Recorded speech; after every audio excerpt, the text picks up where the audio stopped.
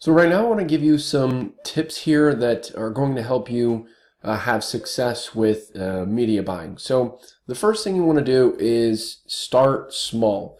And by doing that, you don't want to right in the beginning spend 20 grand on a media purchase here. You want to start small, spend a couple $100, and that way you can kind of see what's working, and then you can scale gradually once you get results. And the other thing too is you don't want to go from 300 bucks all the way up to 20 grand after that $300 was successful. That $300 campaign was successful because a lot of times when you scale, the results can be different from when you were spending a lower amount of money. So start small and gradually increase once you get results.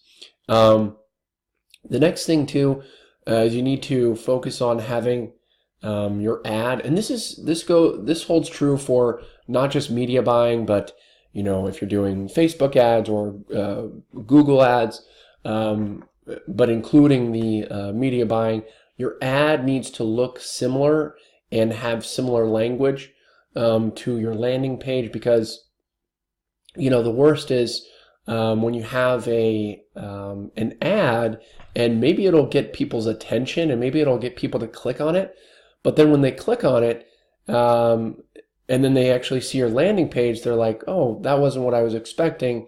Yeah, you got my attention and you got me to click on the ad, but I don't really want to buy whatever you're selling because it was kind of misleading, or it was kind of unclear. So just because you're getting clicks on an ad doesn't mean that's good. You want to have it. You want the message to be similar so they know why they're clicking on the ad. Okay, you don't want to have people curious and only clicking on your ad because they want to find out what's on your landing page. So you got to make it sound similar so they know what they're getting into ahead of time. The next thing too is we already discussed it previously, but you need to always be split test your ad copy and your ad images so you can find out what's working and what's not working. The next thing is you need to have a clear goal for your campaign. And what I mean by that is, are you trying to get opt-ins to your list? Are you trying to get sales and conversions on a particular product or a promotion, something like that? You need to have your goal set out, because if you don't have it set out from the get-go, you're not going to be able to measure and track exactly what's working and not if you don't know what your goal is.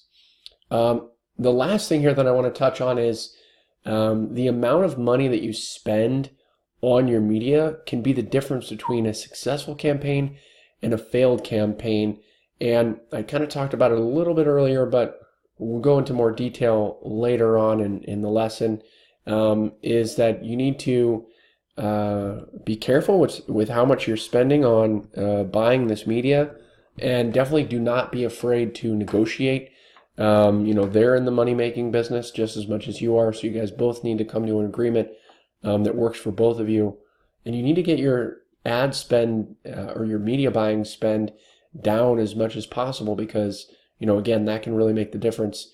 If you're spending too much money on purchasing the media and you're getting conversions but not enough to make up for that cost, then that can be a failed campaign. But an example is, maybe that happens and you say, hey, I want to keep advertising with you. My ads are converting, but just not at a high enough clip in order for me to make that make enough money to cover the media spend. And maybe they'll come down for you on that cost. Maybe you can negotiate something like you pay for 3 or 4 months ahead of time, something like that, and then they'll lower your cost. And then you'll be able to keep running that campaign at a successful rate.